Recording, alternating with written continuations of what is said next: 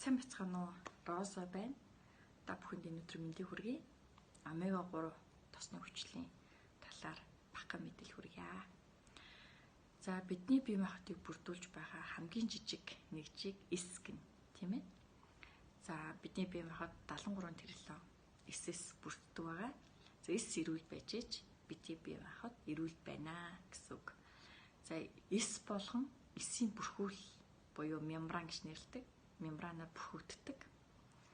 За түүний найлх нь фосфолипид гэж нэрлэгдэх өөх тос мөн омега 3 тосны хүчлүүд найлханд гэж агуулдаг.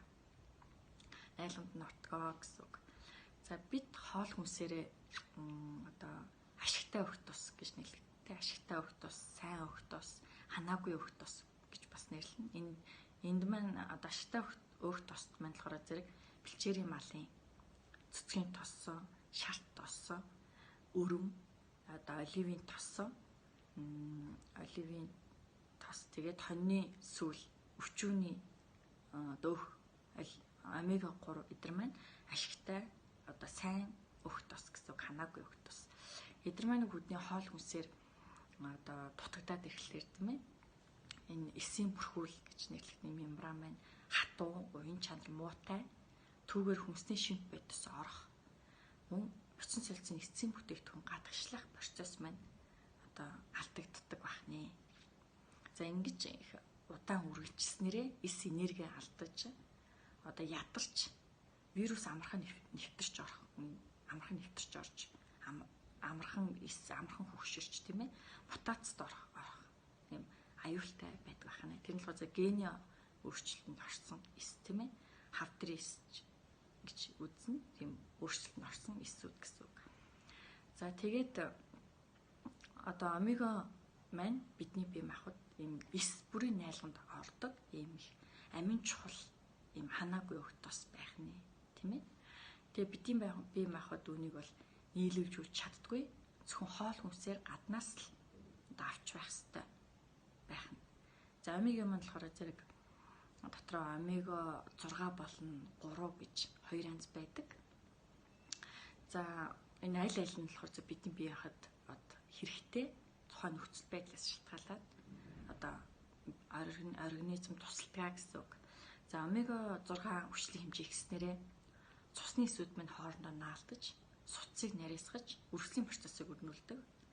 Харин омега 3 маань эсрэг үйлдэлтэй.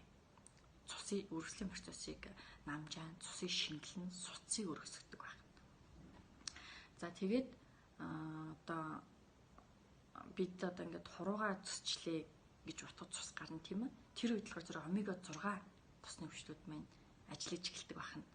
Цус бүлэглэлтийн процесс буюу нөгөө цусыг өтгөрүүлэх процесс маань ажиллаад цусны бүлэн үүсээд суц нарийсан гэсэн үг.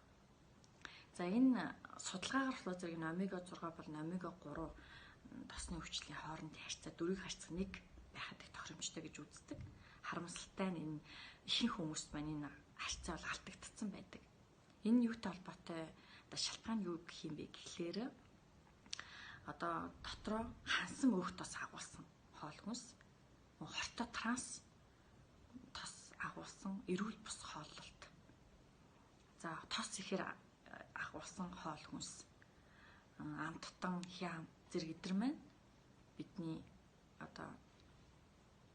эсийн бүрхүүлийг гэмтээж, эсийг өхүүлж, ингэж хөгшрүүлж байдаг бахнэ. Транс тостэй хансан өөх тос гэдэгт маань масл, маргарин, түргэн хооллолд хэрэглэдэг тос. Шар буур цэцгний болон наран цэцгийн тос эдгээр маань хансан өөх тос, ашиггүй өөх тос, хортой транс тос гэсэн үг. За эдрийг хоол хүнсэндээ бол хэрэглэхгүй байх нь маш зүйтэй юм аа. За омега 3 тосны хүчил маань дутагдаад ирэхээрээ зэрэг артерийн далд ихсэн холестерин солилцоо алдагдана. Зүрхний цус хомсрох өвчин, цус харуулт, харшил, арсны өрөвсөл, чихрийн шижин тархалт, гуурс олоо бактери, гуурс олоо өрөвсөл, үе мөчний болон дотор эрхтний ахаг өрөвсөл. За хүүхдийн хөдөлгөөн хит идэвхжлийн хам шинж үүнээс болоод сурлантаа муудах. За жирэмсний хожуу хордлого, сарын тэмдэг өвдөл одоо ирэх сарын тэмдэг өмнөх хам шинж, Альцгеймерийн өвчин зэрэг одоо өвчний эрсдэл ихсэх юм шалтгаан болж өгдөг байна. За тэгээд омега 3 тосны хүчлийн ашигтай байдлыг нь улам гэж ихсэхийн тулд антиоксиданттай хавсаж хэрэглүүл маш их үр дүнтэй байдаг.